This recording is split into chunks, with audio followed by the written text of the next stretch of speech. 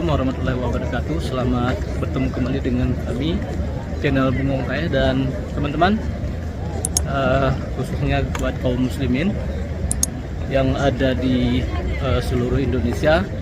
Barangkali ini bisa menjadi sebuah catatan atau pedoman yang baik yang ingin atau berencana untuk pergi umrah ke Tanah Suci.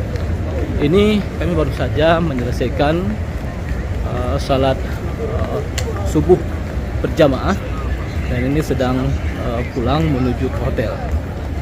Ada satu hal yang perlu diperhatikan di Masjid Nabawi itu, azannya ada 2 kali, yaitu azan sebelum terbit fajar dan azan setelah terbit fajar. Jadi selang waktunya lebih kurang itu 1 jam. Azan yang pertama itu sekitar jam 4 kurang sedikit, dan azan kedua itu jam 5 kurang sedikit. Jadi selisihnya ada 1 jam. Nah, disinilah yang perlu kita pahami. Jangan sampai ketika kita di hotel kemudian mendengarkan azan pertama dan mengira itu adalah azan untuk segera melaksanakan sholat. Sebenarnya itu adalah azan yang pertama.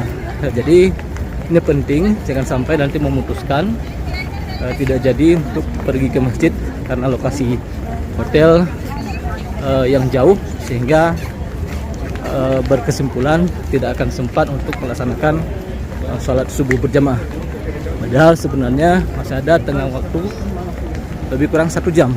Jadi azan yang pertama kita bisa berkemas-kemas, kemudian setelah itu berangkat dan insya Allah bisa melaksanakan beberapa sholat sunat.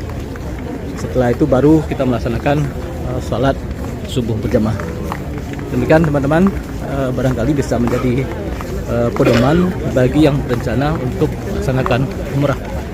Teman, video-video berikutnya dari kami, channel Bengong Kaya. Assalamualaikum warahmatullahi wabarakatuh.